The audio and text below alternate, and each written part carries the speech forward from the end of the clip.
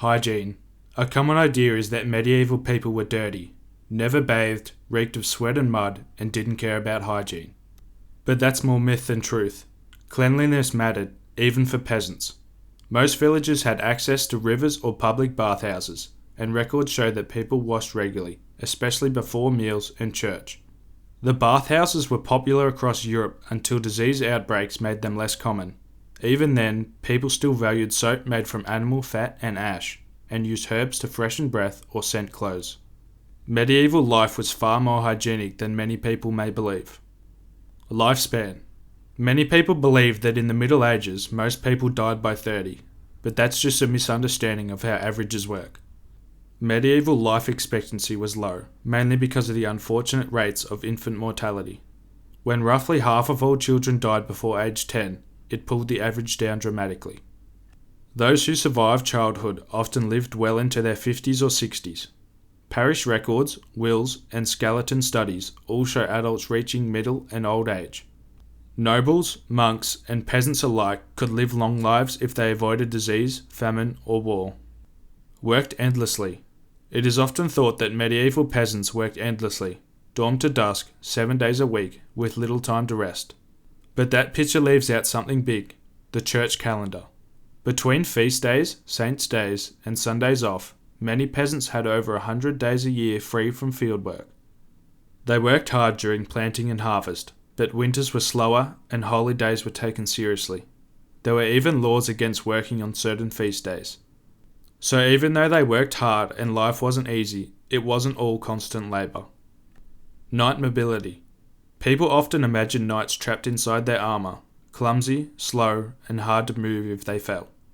But that image is more movie than reality. Real armour was built to move with the body, not against it. The plates overlapped and pivoted at the joints, so a trained knight could run, climb, swing a sword, even roll if we had to. It wasn't light, but it was balanced.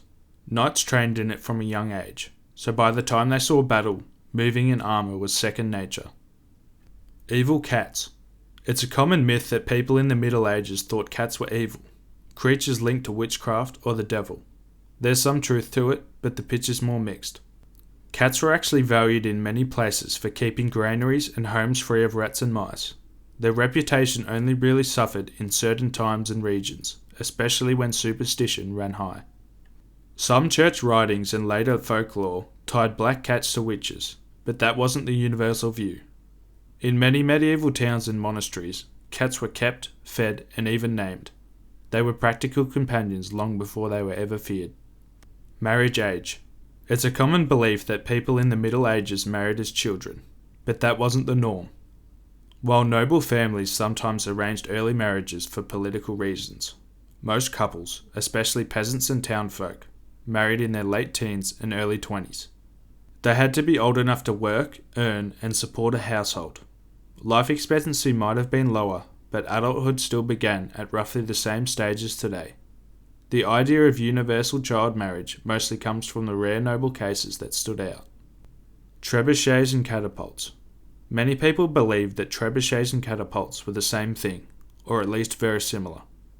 Though they served similar purposes, they worked in very different ways. Catapults used tension, twisted rope or bent wood to launch a projectile forward through stored energy. Trebuchets, on the other hand, used counterweight gravity. When a massive weight dropped, it swung an arm that hurled stones with far greater force and precision. Catapults were ancient tools of war, but trebuchets were medieval engineering at its peak. Slower to reload, but devastatingly powerful and far more accurate. Meat was just for the rich. It is often said that in the Middle Ages, only the rich ate meat while peasants lived on bread and porridge. That's an exaggeration. While nobles certainly ate more, feasts of beef, venison and game, common folk still had meat in their diet when they could. Peasants raised pigs, chickens and sometimes sheep or goats, and ate what they could preserve through salting or smoking.